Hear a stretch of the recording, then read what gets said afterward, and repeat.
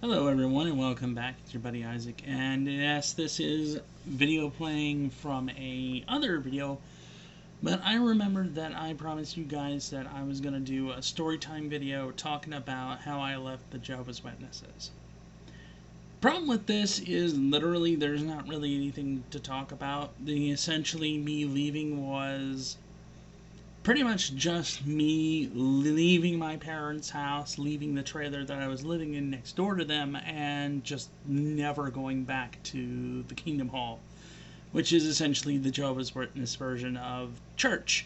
I just never went back. It's pretty simple.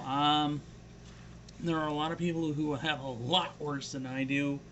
There were people that were just straight up kicked out of their parents' homes and all kinds of nasty stuff. Honestly, as far as my life as a Jehovah's Witness, I could say that my experience was pretty much the same as everyone else. Just this constant feeling of being afraid of the world ending, being taught that I was essentially just this sinful thing, that the only way that I could ever be saved was through Jehovah, and so on and so forth. I mean, literally, when it comes to the religion, I have a lot more to gripe about that. What really caused me to leave? Well, honestly, that had a lot more to do with how friends of mine were being treated outside of the religion, because in Jehovah's Witnesses, you're actually not supposed to really have friends outside of the belief system. It's kind of how cults work. If you have any kind of friend or any kind of relationship that's outside of the belief system, it's heavily frowned upon. In some cases, people will just stop talking to you. And this is ingrained in this kind of organization because what they believe, or as they would say, well, it's to protect you from their influence and so that you don't corrupt them from your influence. Really, if you actually, in all truth, what this is it's literally the cult trying to guilt you or shame you or isolate you so that you'll return to following its rules. And especially in the Witnesses and other organizations like this, they will try and isolate you so that the only support network you have is within the organization. It's kind of how they work. Don't mind the kitty in the background. He's just yowling because he's a kitty. Basically, that's their point, is to try and make it so that you have no other support network. You know, ideally for Jehovah's Witnesses, your parents are witnesses, all your friends are witnesses, so if you ever want to actually leave the organization, you literally would have to leave them behind. I know the Lich is behind me. He's probably not going to really have much in the way to add here. I mean, I wasn't a Jehovah's Witness, so... But attesting to what I saw... I mean, hell, when you were staying in the trailer with me, I think you were there when my dad practically tried to... Apparently, either my step-grandmother had some kind of weird dream or whatever, and this was when I had already started kind of not going to the Kingdom Hall. My dad literally asked me to my face, wasn't it? Didn't he straight up ask me, hey son, I doubt you would do this, but you wouldn't happen to have been going into your step-grandmother's bedroom at night and molesting her, would you? And I didn't say this, but my immediate thought was, the hell? What? Like, at the time, I had done nothing to really warrant any kind of idea that I would do this. Like, yeah, from time to time, I would go in and I would push the connect button on their internet server because my dad had the brilliant idea that he didn't want to condone me playing violent video games, so he tried to take the internet. Even though in the trailer I was living, the walls were aluminum, so you had like a bar of internet, period, which is definitely not enough to play any kind of game whatsoever. You know, that was the extent. That was the worst thing I really did at that time. And I mean, do you have anything to add to that? No, I do remember the fucking second time your dad asked you something, or didn't ask you something, but told you something because was it your stepmom had a problem with me? This was when you first got kicked out of your mom's house. I think it was because she had some kind of mock debacle with you, and you were kind of living in a tent next just down our cul-de-sac, and the tent got washed out, so I was letting the lich kind of stay with me in my trailer, and my dad apparently had a problem because my family apparently felt afraid that the lich, and this is true, they were afraid that he might break into their house and murder them. Now, just to frame this for you guys, the lich is not physically strong at all. He has the body of like an 80-year-old for someone at his age. I mean, this was also the time where I didn't realize that my colon had fucking exploded too, so... Yeah, you were basically dying, essentially. And this is... Still lived, though! Barely. But, essentially, it's like this very skinny, barely 100-pound man with no muscle mass is half blind, almost blind in his other eye, to the extent that my step-grandmother, when she first met him, she was blind, she went to touch him, and she's like, that's a man? Like, that's how effeminate and not strong the lich is and was at the time. And these people acted like he was just this big buff dude with tattoos, and he was gonna kick down their door and do all kinds of nasty crap to them. And it's like, no. And the funny thing is, like, this triggered me big time because I was always raised with the impression that Jehovah's Witnesses were supposed to be the nicest and kindest people, that they were going to go out of their way and help people and try and teach them the ways of their God. And then you have this nonsense, where basically my family almost treated all my non-witness friends like they were just the devil incarnate. Like, when I first started getting friends in culinary school, my parents were concerned that they might lure me away from their God, so I wasn't actually allowed to have them over unless I was pretending that I was doing, like, a Bible study with them or something. Like, I was not allowed to technically have friends that were non-witnesses over. The closest thing to people that were technically allowed were people whose parents were witnesses, but they themselves may not have been. And that was pretty much it.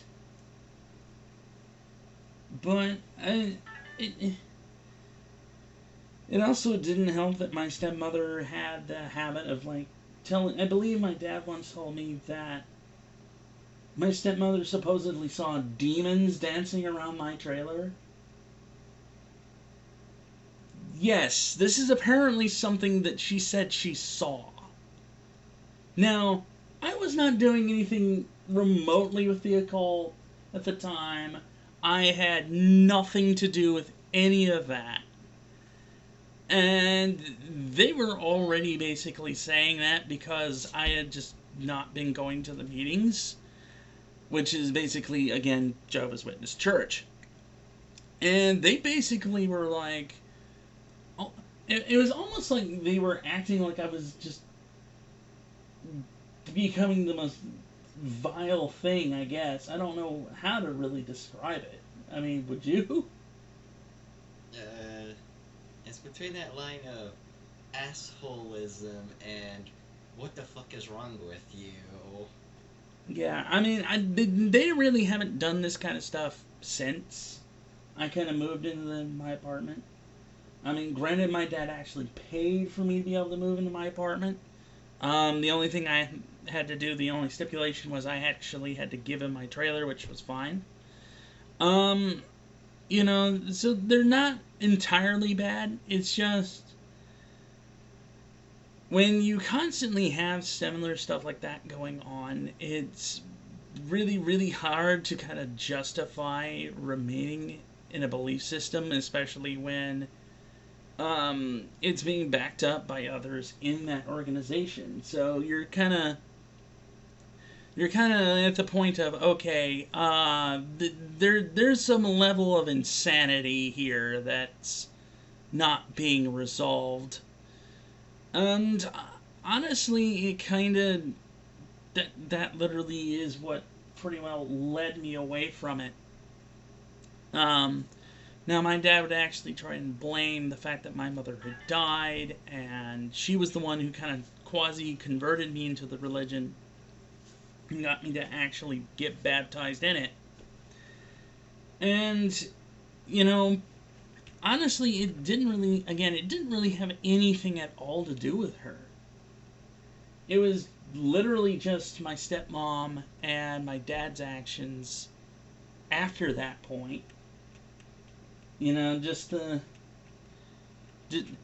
point of just the I guess there's no other term to say it but just mistrust of like being treated like after I just stopped going like I was just a monster, or like they just didn't know who I was, which is not true at all. I mean, the biggest complaints and arguments they literally had with me was that I was trying to help people. And, granted, to some degree, I can understand that, yeah, there is some point of being worried for your family with a stranger. But that's also when you try to get to know that person before you start making judgments on them. You know what I mean? Yeah. So that kind of why you kind of try to talk to them first, get to know who they are, that sort of thing. And again, I realize that my parents didn't do any of this as, aggressive or as some kind of form of, I guess, malevolence, but it definitely did not push me toward anything of remaining in their belief system. The main thing, of course, the reason why I really haven't said anything about it is literally because if I had not gotten baptized because of my mom and and at the time where I had thought I actually did believe in all this, I would be fine. Like, my parents and family would barely talk to me, and that's it. But now it's a little harder because knowing that, even if the witnesses can't really get to me, they might still try and slightly punish my family for not being able to convince me to remain in the religion. But what I mean by that is that some of them might decide to not really talk to my family. My dad, who is still currently a part of the religion and is in fact an elder of that religion, may well lose his position or may well have some kind of issue regarding it, even though they don't even really talk to me at all. Oh, sorry, kitty. Except for rare occasions. Now, my dad does always say, hey, phone works both ways, but really, I mean, I don't usually have a lot to talk to my dad about. Oh, Sorry for the cut in audio. I had to take care of a cat who decided to pee on me. Anyway, but yeah, you know, it's one of those things that I also don't call them because 9 times out of 10, if I do, they just want to preach at me. You know, their whole shtick is literally that the way that their belief system works is that they genuinely believe that if I don't practice their religion, if I don't believe in what they say is the truth, that their God is, in the day of Armageddon, is going to straight up just kill me and wipe my memory from their minds and everything else. So, I mean, yeah, that's pretty much their thought process on that. So they think what they believe is they're trying to save my life.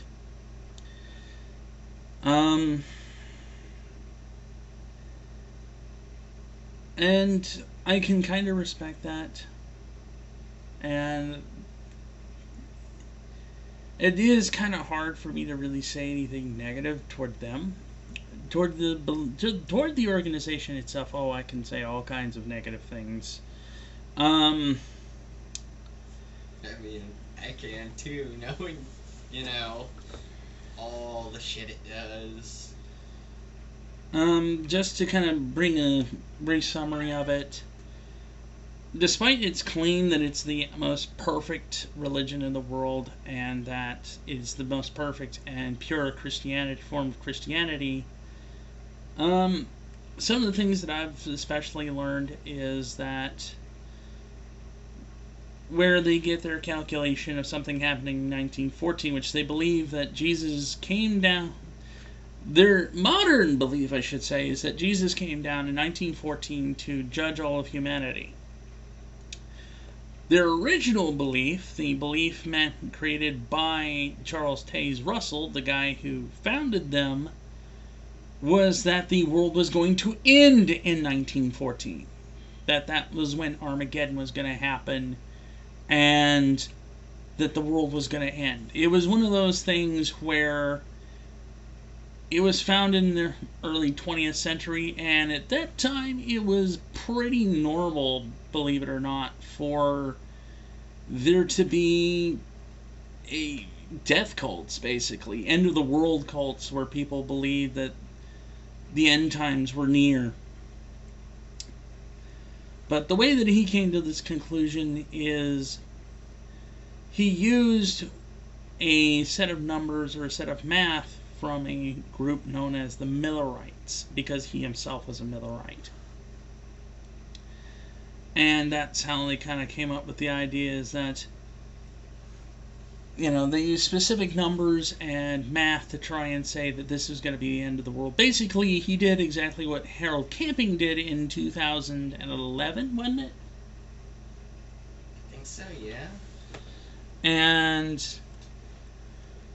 so, yeah, which, by the way, for anybody who may not know this, in occultism, that's referred to as numerology, where you use specialized numbers and math in order to predict the future. And he did this not only for 1914, but when the end of the world didn't happen in 1914, he then changed his prediction to 1925. Well, unfortunately for him, he never really saw 1925 because he ended up dying in 1916. And more famously, after that, they started trying to claim that the end of the world was going to be in 1975. Technically, they're still trying to claim it's the end of the world, but instead of giving a specific date, they're just telling everybody that it's the last days of the last days or whatever. In fact, they've got videos on their website right now where they're trying to get everyone pictured into the idea of hiding in basements, and they're going to be hiding away from the governments and bunkers and stuff like that. Because, again, they believe literally that the world governments are going to try and wipe them out, and the devil is going to try and destroy their religion. Even though some of the stuff that has been coming out about them is more than likely going to do that themselves. For example, what has recently come into light against them specifically is a number of lawsuits involving how would we say this in YouTube friendly terms, Lich? No touchy stuff. Kids. Yeah. And basically what this is what's happened is the witnesses have a two-witness rule. Basically, if two people didn't see it, they won't report it to law enforcement. And even so, they won't go to law enforcement directly. They have this thing where you have to report something that someone's done against you, especially in the congregation, directly to the elders.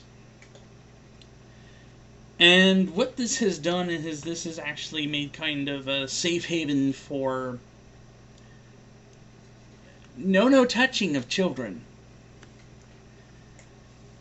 To the point that the witnesses have been sued for millions of dollars. They've actually been sued worldwide in that regard. And what's even worse is that the Watchtower organization itself has literally issued letters to elders from these congregations that have been told this to not investigate, and in some cases they straight up told them, don't remove these people from the young ones because they're good with children. In fact, their legal defense is literally, it's not our job to protect the congregation. What? This is... If you guys don't believe me, I'll link a bunch of videos down below and you can see the news clippings yourself. Like, this is just beyond immoral. Honestly, this is way worse than even the Catholic Church when they were doing stuff like this. Wouldn't you agree? Well, yeah. I mean, because some of these guys that are doing no things to kids are still in good standing with the organization. And the organization apparently has been cataloging these kind of events since the 1950s. So, yeah, you know, that's fun. And here comes Angry Cat.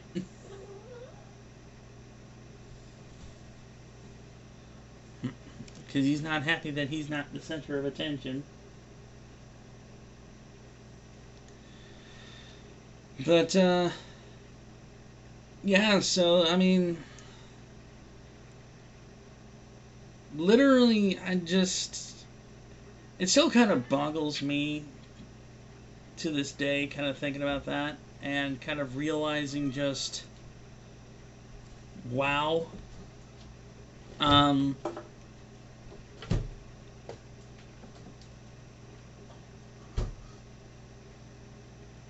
Yeah, so, I mean, that's literally just the story with me and the witnesses. I don't hold anything personally against individuals in the religion. I understand that they're pretty much been taught to believe certain things, and they've been taught to not actually ever look up any kind of information outside of the religion, and to ignore anything negative that comes up about it. Even though it has been called a cult, their members will try and defend themselves and say they're not a cult because they don't follow a single individual. Even though that in itself is actually not really what makes a cult a cult. Interesting thing, if you guys want to look it up, check out what's called the BITE model. And basically that is a model basically seeing what is and isn't a cult, because it measures just how much a belief system controls the individuals. For example, BITE model actually stands for behavioral control, information control, thought control, and emotional control. And it rates belief systems on a scale for each and every single one of them.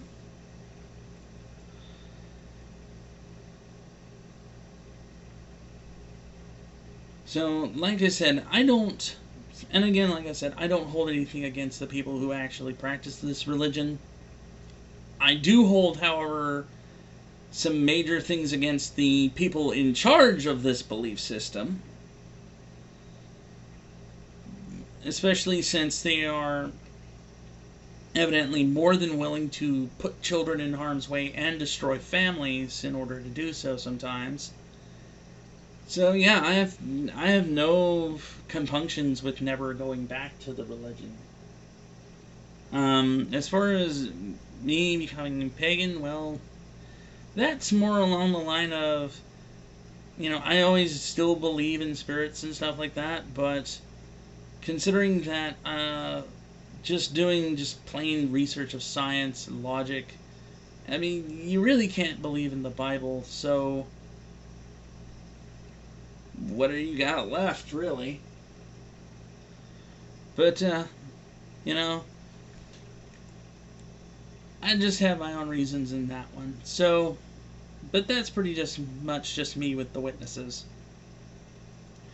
So I thank you guys for watching. I hope this video was somewhat informative for you. I know it's not as awesome or fun or as top quality production as something like Ducky or The Right Opinion or some of the other YouTubers on this platform, but I think you guys should enjoy this, and if you did, leave a like down below and a comment, and just interact in the video if you like. Thanks for watching, everybody, and I hope to see you again next time. Stay safe.